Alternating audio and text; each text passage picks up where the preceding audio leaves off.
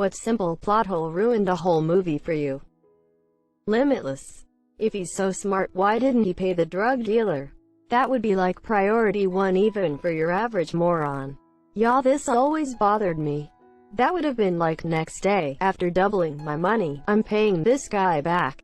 Worst case is you set back your trading gains one day. Bruce Wayne being completely broke in A Dark Knight Rises because his share trading was allowed to stand despite the fact that there was a terrorist attack on the stock exchange.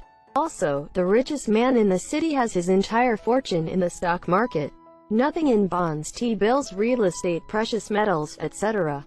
They did the same thing in Bones. Hodgins' character was a multi-millionaire, but a villain stole all his money through the dark web or some such and left him broke. He really didn't have a Monet, Picasso, mansion or something left. Ant-Man, they specifically say early in the movie that his mass won't change, only the space between his molecules. So he'd always weigh 200 pounds.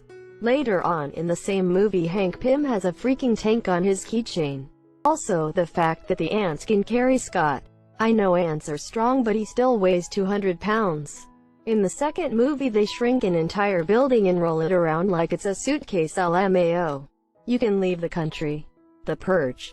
No one tries to do fraud during those hours. What a waste of potential. The Apple Store is down the street, but all anyone wants to do is murder. It's stupid. For real, my dad and I talked about it and we both agreed scratch-off lotto tickets would be what we go for. They are fun, but we never buy them because they are a waste of money. In Pirates of the Caribbean, Dead Men Tell No Tales, they explain that if you give away the magic compass, it releases your worst fear. Jack's worst fear is Salazar and his crew, so they are freed from the Devil's Triangle when Jack trades the compass for rum. But Jack willingly gave away the compass multiple times in the previous movies, and Salazar was not freed. But to be fair, the exact words were, "If you betray the compass," and since Jack plans out everything, maybe in the previous movies he knew he would get the compass back. In DMTNT, he trades it away forever. I don't understand why Salazar was his greatest fear. He smushed him back in the day easy, and I imagine would have forgotten. I figured his greatest fear would be life imprisonment or chronic seasickness. Empty bottle. How did Austin Powers get that little truck completely sideways in that hallway? He's an international man of mystery, baby, yeah? I watched those movies again as an adult and holy did I miss so many jokes the first time around. Why do the cars have doors or seats? Why does McQueen and Doc Hudson have to start their engines for their dirt track race? They drove to the starting line yet they had to still start their engines. They're all electric hybrids. Duh. The film Tiptoes. Yes, the one where our Academy Award-winning actor Gary Oldman walks around on his knees pretending to be a person with dwarfism. The whole premise of that film is that a couple find out they're having a kid, and it is revealed that the fiancé's family are all dwarfs, which freaks him out, with the idea of his child being a dwarf too. Throughout the film it's them coming to terms with the possibility. Yeah, you can't carry dwarfism. It is a dominant trait. Either you have it and are visibly a dwarf, or you do not have the gene at all. Watching this as a dwarf myself was the dumbest experience I've ever had. Edit. As a caveat to this, there are literally hundreds of different medical conditions which fall under the definition of dwarfism, and there will be forms which are recessive. But the forms of dwarfism that the family has do not fall under that and are dominant forms. Oh. I watched this review on Red Letter Media and thought it was great. I had no idea. Thank you for that. Okay, another thing. What's the correct terminology, and what terminology do you find to be bothersome or offensive? Both little person and dwarf are both fine to use. Just never use midget and you'll be fine. If you want to avoid labels altogether, you can just refer to someone as having dwarfism, similar to referring to people with other kinds of medical conditions. In Primer, why didn't Guy 2 in Timeline 4 come back to Timeline 3 and destroy the box so Guy 1 in Timeline 8 couldn't go back in time to Timeline 5 and fold the box into Timeline 6? The title says simple plot hole. For real. This dude jumped straight in the deep end with that. I've seen Primer multiple times and I can't remember that entire sequence he just described. Jeepers creepers.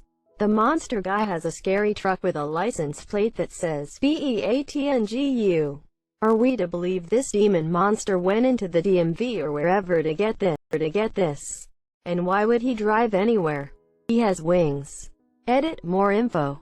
The characters read the BEATNGUS be eating you, which turns out to be a warning because he does eat PPL. He's been around a while. He could have probably stolen it from one of his victims. If he found a badass wannabe which had the original intention, the plate meaning, beating you. Myth plausible. Gravity. So many mistakes. The one that stands out is George Clooney floating away at rapid speed after he detaches himself from Sandra Bullock. That just doesn't happen.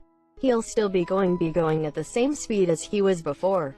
Who TF is pushing him away? Right. That should have been a super boring scene for him, like, hey guys, I only have another 90 minutes of air in this thing. Have you managed to find a cable or something yet? As he floats along at the exact same position he was in before. How does Edward get an erection in Twilight? I'm sad to say that I know this because my sister is a die-hard fan and she got to choose the movie marathon last weekend, which always ends with debates on stuff like that. It's along the lines that the vampire venom is what moves instead, like a substitute blood of sorts. In Back to the Future 2, if the old man Biff went back in time to give himself the sports almanac, how did he go back to the future to put the time machine back for Marty and the Doc? At this point, wouldn't he only be able to go into the now new future where Biff is rich? This isn't even the whole picture of the plot hole. Why would he even give the time machine back? Because the script needed them to have it. Probably to see how his life turned out.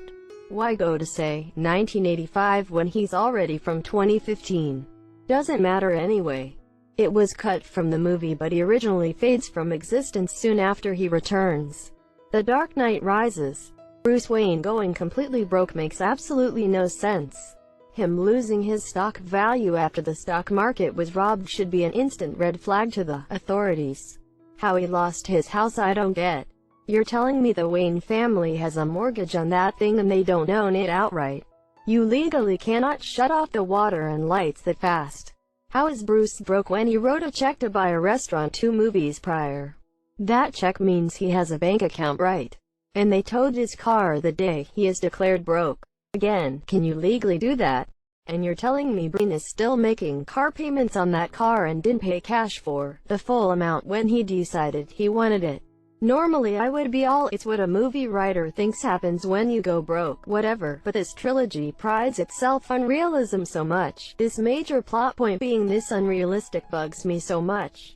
The stock market thing is really the worst one. What kind of BS market is Gotham running that when it gets robbed everyone is like, I guess those transactions were valid. Sorry Bruce, looks like you're out of money. Even in a fictional world full of supervillains, that does not make any sense. If a stock market ran like that, no one would buy into it. In the American Ring movie, the key plot point for the ghoul is that she's at the bottom of the well, and the last thing she sees is a ring of light as they slide the covering over the top. The well top is thick brick. The round wooden cover is larger than the hole, obviously, or it would fall down and be a terrible well lid. They clearly slide the lid over the well. It should have been called the Crescent. I couldn't get over it the whole movie. Yes, this, oh my goodness, no one cares when I explain this.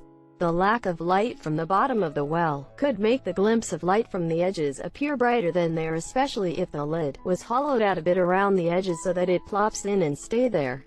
That could definitely leave that kind of effect. The light coming in horizontally. Somehow Palpatine has returned. And none of this was set up or hinted at in even the slightest way in the previous 2 movies. In Philadelphia, Andrew Beckett successfully sues his company for wrongful dismissal after they discover he has AIDS. Except, it's made incredibly clear that it wasn't because of his AIDS they fire him for being. Even the defense makes that point. At that time in Philadelphia, it was 100% legal to fire someone for being. The trial should have ended oppositely. They only guessed he was because they saw a Kaposi sarcoma on his face, which is a sign of being immunocompromised. The employer could try to argue it was not discriminatory to fire an employee because of that guess, based on a medical condition, but that is a bad argument and would fail. The medical condition was the only information they actually had. A quiet place. I can't believe aliens would hear you whisper but can't hear your bare feet pad across the ground. Your general breathing. your stomach never making involuntarily noises, your elbows, knees, fingers, etc. never popping on their own. It's like they convince you that the hearing is so astute that even a dog can hear a creature shuffling nearby when we can't. Seems completely illogical to want me to believe they can hear you whisper, but either they can't hear your stomach growl or you somehow manage to stop it from making any noises, ever. And not a plot hole, but if it's the end of the world and the chances are not in your favor for surviving, maybe it's not a good time to get laid without any prevention of pregnancy. Don't be morons. Why does someone always get pregnant? Whole film fucked me off. The newspapers kept printing even after the military gave up. The monsters had armor which was too thick for a 50 cal round from a vehicle-mounted chain gun, but could be killed by a single shotgun round to the throat. No one in the world thought, they're super sensitive to sound, why don't we use some area denial sonic weaponry on them? Military application of some cranked-up dubstep. 28 weeks later. Really, no one was guarding the wife who had just been rescued from the infected zone. They were wary of her enough to strap her down, but not enough to order a guard to watch her, even though they did so for the 2 kids. Right. There were no guards all the way in the building when the dad got infected until he got out and bit enough people to create a group of infected. Also, when they locked the civilians in the room, why was the dad alone when he banged on the back doors that Sooo coincidentally his son peeked out of? As though he wandered the place by himself and found himself there. So somehow he's special, managing to retain some form of sentience even after getting infected. I would think after he got infected and started biting people, he would just disappear into the hordes of infected. It completely pissed me off. I stopped watching halfway through. 28 weeks later was just a giant clusterfuck. Asymptomatic carriers should have been the first thing the scientists were looking for. The quarantine method once the virus got loose was such. Yes, let's lock everyone in the basement and shut the lights off. That'll keep everyone calm and we'll totally be able to monitor them. Nothing could possibly go wrong with this plan. What they should have done is lock everyone in their respective rooms and then send heavily armed and armored squads through the compound to do a roll call and search for infected.